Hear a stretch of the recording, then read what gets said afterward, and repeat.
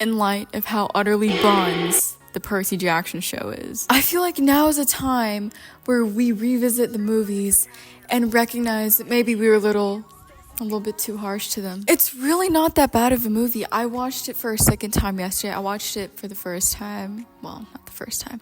The first time in a few years, a few months ago, and I was entertained. I was seated. I unilaterally hated the show when I was in 4th grade. Can I play a game on your phone? No, you can't play my game. Okay. Yay. When I still referred to Rick Riordan as Uncle Rick. I even made fun of the other kids in my class who actually enjoyed these movies. So sorry, Logan. Rick Riordan hating the movies is completely understandable. I see people shit on him a little bit online because they're like, oh, how are you gonna hate on the movies for being unfaithful?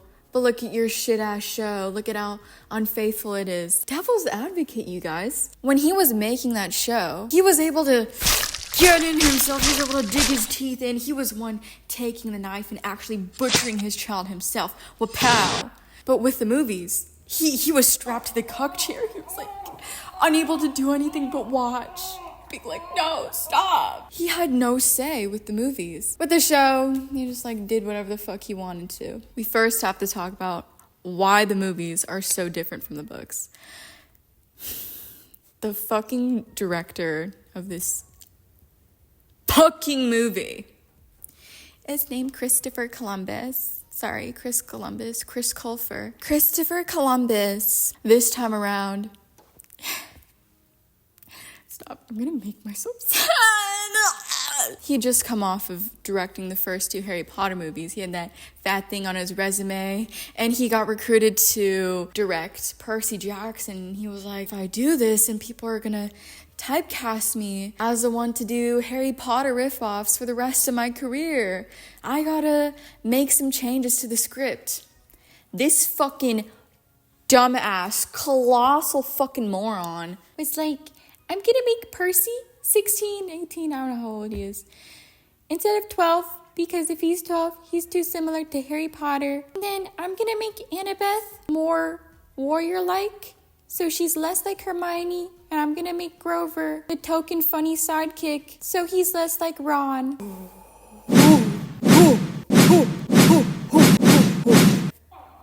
You motherfucking bastard.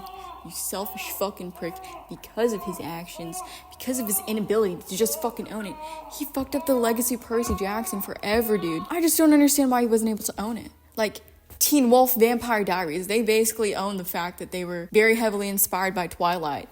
Yeah, people sometimes mention it when they're talking about these shows, but they're still widely beloved shows, Christopher. The movie begins with giant Poseidon. He's walking around, and then he shrinks to little itty bitty Poseidon, and then he walks the street of New York, and then he gets to the top of the Empire State Building, and then he turns, and oh my god, it's Eddard Stark. No, this New York accent is not working. He sees Eddard Stark from Game of Thrones. I was gagged when I saw this, because I never remembered all those years ago when I watched Percy Jackson for the first time. And then 3 years ago when I watched Game of Thrones, I never made the connection that Zeus and Ned Stark had the same actor. I think he bleached his eyebrows in this movie or something, or maybe he dyed his hair darker for Game of Thrones. I don't know, he looks a little different. Anyway, Eddard tells Poseidon, your child stole the lightning bolt. Bring it back to me by the summer solstice, or there will be war. Funny thing that I've noticed, whenever there's like a godly or regal character in American media, they always cast someone with a British accent, because it's hard to be regal and powerful when you have a boring American accent. Like, there's no spice to this accent. It just sounds plain. With a British accent, you just sound so much more powerful in it, mate. And Eddard turns around like the diva he is, blows the door open, and then he sashays off into Olympus. What a little diva. Overall, this scene, I liked it a lot. There's really not that much heavy exposition here, and it does a really nice job of setting up the plot for the rest of the movie. 我喜欢. Then we see Logan Lerman. Oh man.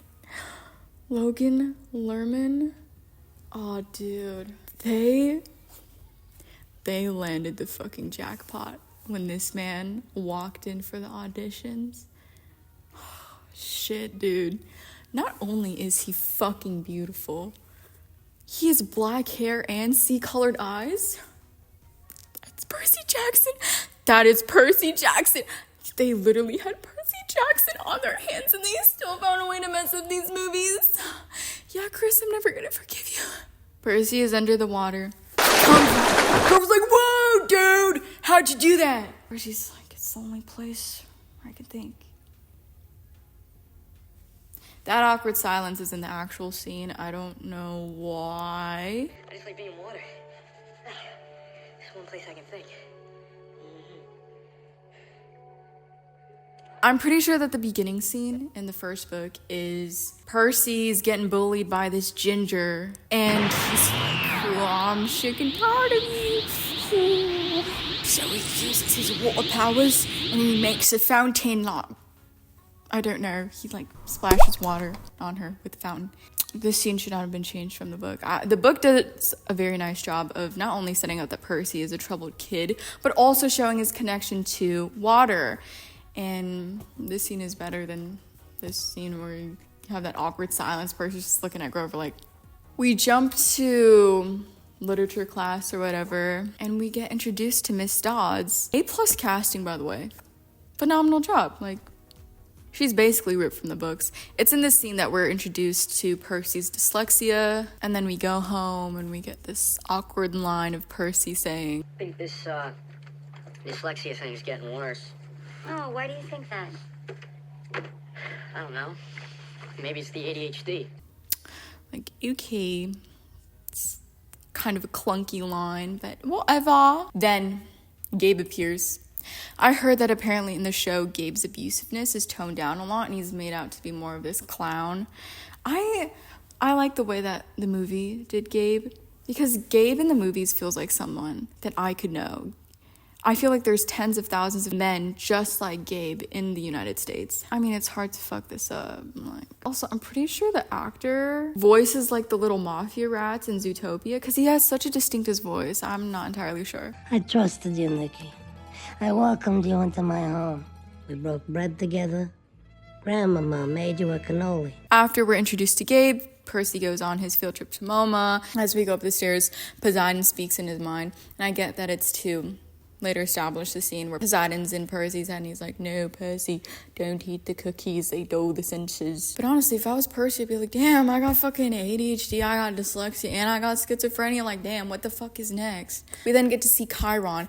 A1 casting. Again, I like it so much.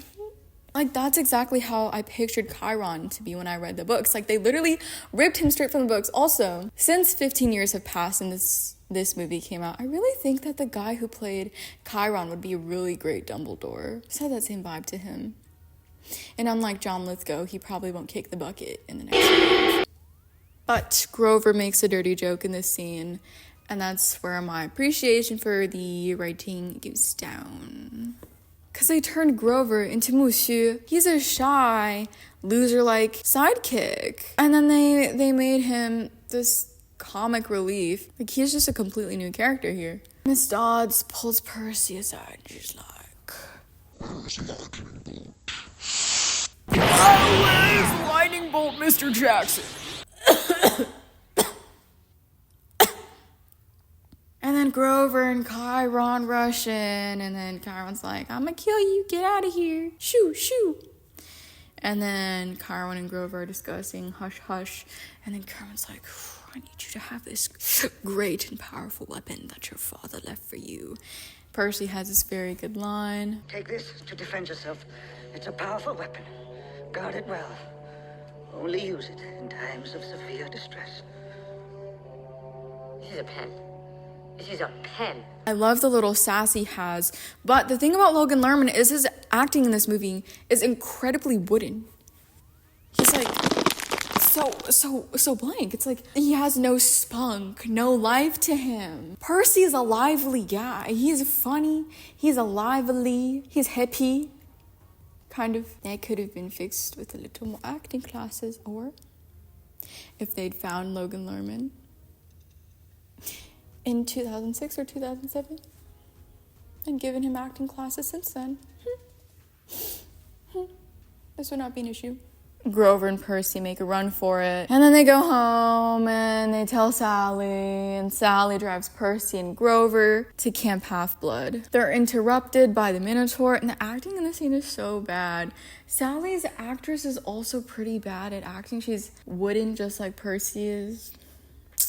Call that the family tree.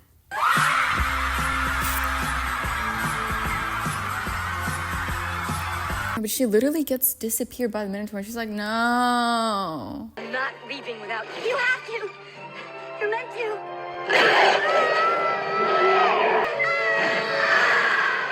And then Percy fights the poorly CGI'd monster that they covered up because it was nighttime in the scene. He wakes up in the infirmary and oh my god, I love the fucking set design for this movie, bro. Like the infirmary and the camp, like look like places that I want to be in. It just looks so lived in and so real. Like this is what I imagine Camp Half-Blood as, bro. Percy realizes that his mom is in. He's like, no, what? Really? My mom's dead? No. No. All of it was real? My mom's gone? Like, what the fuck kind of reaction is that to finding out that your mom is probably dead? Ungrateful ass. If I was Sally, I'd be like, no, I'm pushing you back in the womb, bro. Let's try again. He just gets up and completely forgets about his mom and then tours the camp with Grover. They literally took out that iconic scene of Annabeth shoving a spoonful of ambrosia in his mouth and being like, you drool in your sleep. Bro. Percy has a really disappointing reaction when he finds out he's a demigod. He's like, I'm not. I'm a loser, okay? I have ADHD and dyslexia. I'm not a demigod. I think you have the wrong guy, all right? I'm not a hero. I'm a loser. I have dyslexia, ADHD. If you told me I was a demigod, oh baby, my ego would be up to the roof. I'd be like, you're telling me I'm like divine? Like, stop. I mean, don't stop. Like, tell me more. No, but real shit, if I was a demigod, I'd like die really fast. And if I was a demigod, I'd probably be like the daughter of the god of meatballs, something fucking stupid. Then we meet Annabeth with her straight brown hair and super blue eyes. She could be Percy's sister. I mean, what the fuck was this casting? You cast two people with dark hair and blue eyes. Ooh, I mean, they got no business fucking around. She's supposed to have fucking princess curls, dude. Like, they couldn't be bothered to put a heatless curling rod in her hair. This is a fucking moving set. You're telling me that they did not have one curling iron on the entire movie set? Curling her hair would have taken 5 minutes tops. Like, maybe 2, if you had 2 stylists doing her hair at the same time. Oh, don't piss me off. They try and make up for this in the second movie, and they dye her hair a little dirty blonde, but the damage was already done. I remember being so upset when I saw this movie. I was like, that is not Annabeth, bro. Brown fucking hair, get the fuck out. I don't know why, but movies never want to use contact lenses, so I wasn't expecting gray eyes. You'd think that in this day and age, more movies and TV sets would be using contact lenses, but I guess not. Percy randomly pesters Grover for her name and focuses a lot of attention on her solely because she's the main character and no other reason. And they took out that scene where she said, you drool in your sleep. So we see the lake and the Poseidon cabin. Dude, it's so pretty. Like, I want to go there so bad. Like, the setting is so nice. Man, let me live there, even if I am the fucking, daughter of the god of meatballs or couches or plastic plants, man. Just like, just seems so pretty. Unfortunately, my appreciation over this scene quickly dwindled because Grover swivels his head around. He's like, oh my God, it's the Aphrodite campers. And the Aphrodite girls are like in bikinis. And they're like, oh my God, Grover, come here. And he's like, their mom is a goddess of love. So you know where that leads. I'm coming, baby. Stupid ass scene. Hate it. Very poor attempt at comedy. They cut the you drool in your sleep scene for this bullshit, bro. Chris Columbus, I hate you. I wish nothing but malfortune onto you. God bless. Percy already knows he's Poseidon's kid, which sucks because the scene where he's claimed in the books is so fun. They're playing capture the flag, and then Clarice is like trying to hack his head off, and then he's in the water, and suddenly the water like rushes at her, and he's like, what's going on? And then he looks up, and he's like, why are they trying to bump my head? And everyone starts kneeling, and Chiron gravely says, hail Perseus Jackson, son of Poseidon, lord of the tides, the earth shaker, horse lord, thug shaker. Fortunately, we don't get that. They really don't emphasize the insanity of him being a child of the big three is. Chiron exposits a lot and explains why Percy's mom married Gabe, yada yada. I really did not like the scene. The scenes at the very start of the movie are very, very weak. And of course, Percy's back with his wooden acting. My dead mom sacrificed so much for me, Chiron. God, now I gotta take an angsty walk down this pier so you can exposit to me more. We also meet Luke. Castellan. Castellan. I'm Luke, son of Hermes and camp leader. Not necessarily in that order. Where's your helmet? I'm messing with you. Smile a little bit. It's good for you, kid. Anybody got an extra helmet? Please pass it up. Try it on. That'll protect you. So will all of us. Welcome to the Blue Soldiers, my friend. My man, where's my man?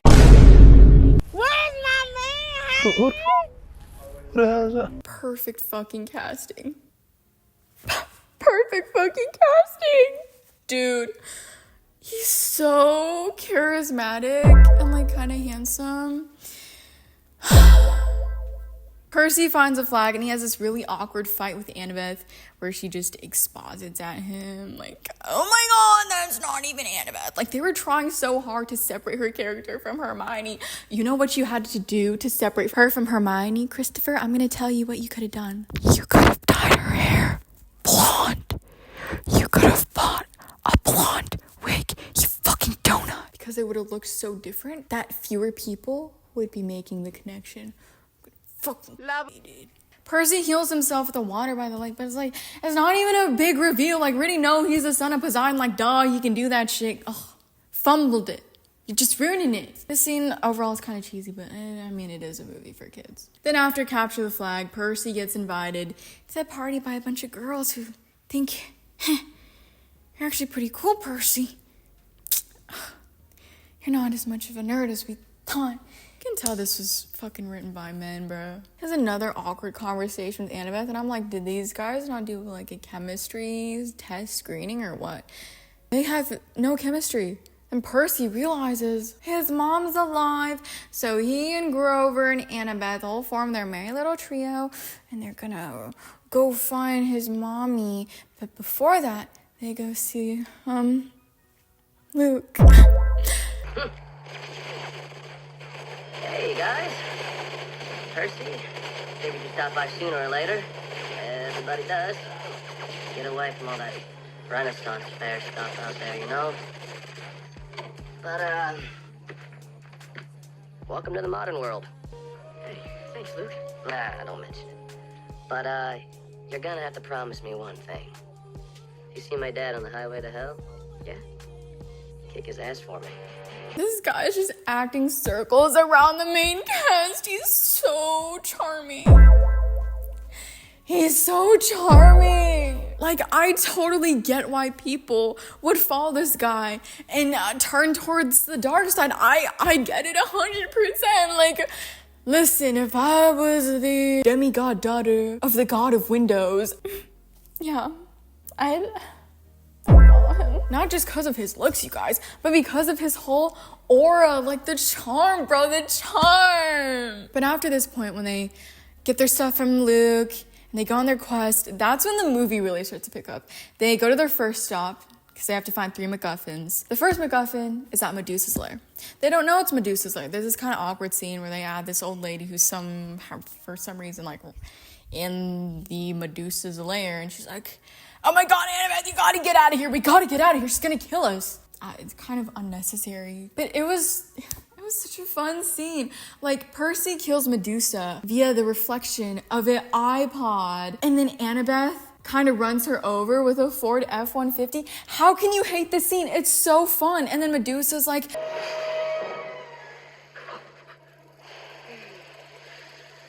of Poseidon.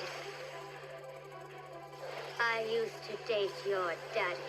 I like it a lot. Then Annabeth and Percy and Grover go to Mattel, and then Annabeth and Percy have this really, like, awkward zero chemistry conversation that I skipped over because I didn't want to torture myself with it. Then we see Gabe on TV, and he says this one line. So, Mr. Ugliano, talk to me about your son, Percy Jackson. No, he's not my son. He's stepson.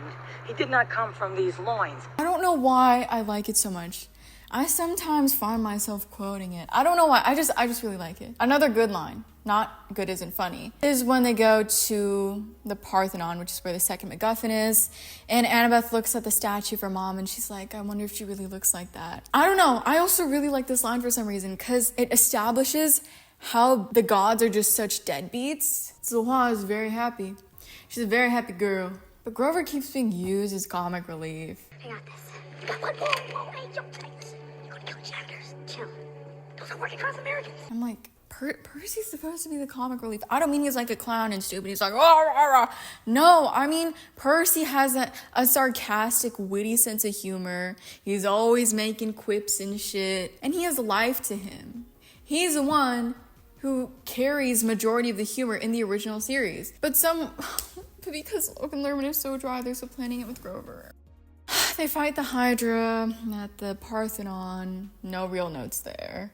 Then they move on to their third and last MacGuffin area, which is the Lotus Casino. We get the most iconic scene to ever come from the Percy Jackson live action franchise. Poker Face begins to play in the background as they all take a bite of the Lotus cookies. And the great thing about the movies having such a large budget, actually, no, because the show also had a large budget.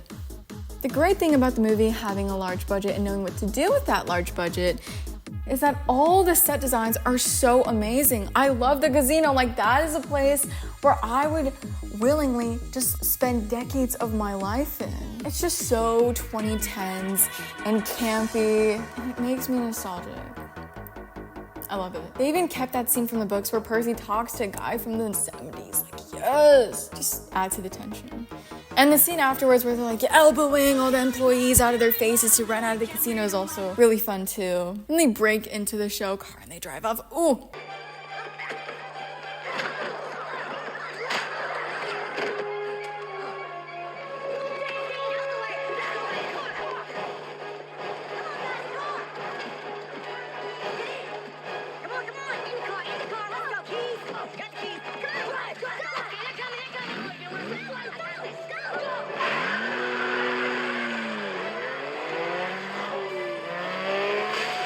I know that I've been a bit unhappy with Grover's character writing, but when they go to the underworld and Grover's trying to make a bargain with Charon, the underworld guy, to get them to be ferried to the underworld, he has some funny scenes. It doesn't take much for me to laugh. I like the scenes. I like them. Die and come back. Okay, we won't die and come back, but you know what? I think I know what he wants. You like dead people, right? I got a few dead people you might recognize. Check this out. Jackson, Grant, and look who's joining the party. Benjamin Franklin. Yeah, you like that, don't you? Thanks for telling me, man. You burning money in a recession. It's treason. And then they're ferried to the underworld. And if they ever did a Percy Jackson theme park, this scene would be the perfect inspiration for one. Can you imagine just Charon is the Greek pronunciation. Cabron, Cabron, I need to see you at boss. Karon. Even the Hunger Games has its own theme park in the big motherland. And the Hunger Games is less popular than Percy Jackson. Where's a Percy Jackson theme park? I don't know. Then the writing of Grover annoys me again. Because Persephone takes him as her boy toy. And I'm just like... whatever.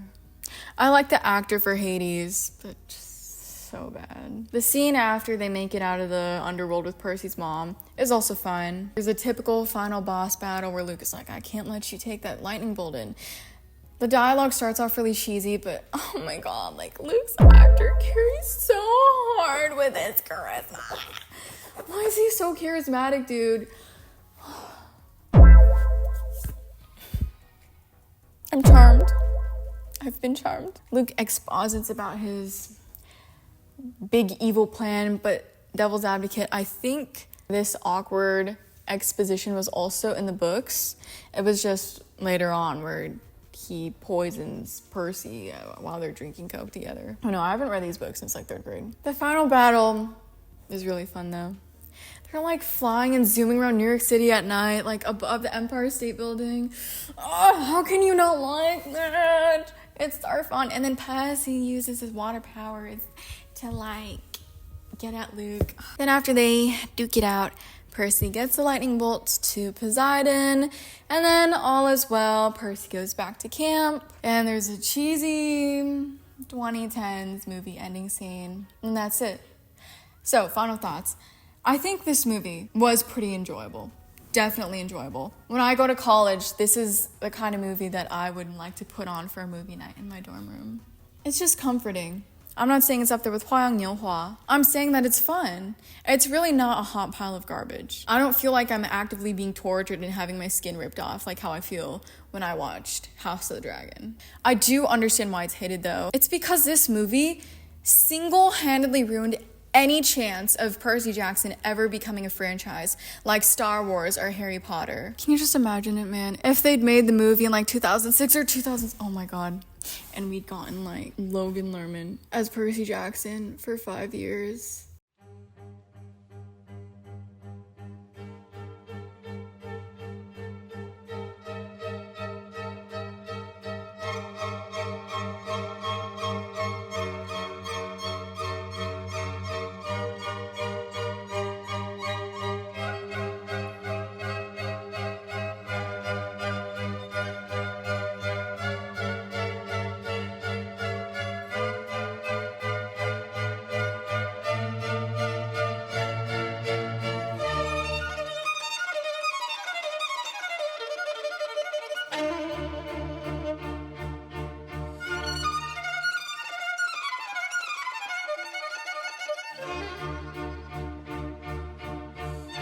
With an actual book accurate Annabeth Chase and book accurate Grover, nothing would have made younger me happy. Oh my god. They blew it, man. They had a chance to make so much money off of this book series. Completely fucking missed their chance. And I'm upset about it. I am. No, because now this makes me depressed. Chris Columbus deserves nothing but the worst. He's a coward and selfish. And if he didn't want to be typecast, well, damn. You should have given this job to someone else. To someone who could have actually made something with this movie. Fuck you. I hate you, Chris Columbus. I hate you. I hate you.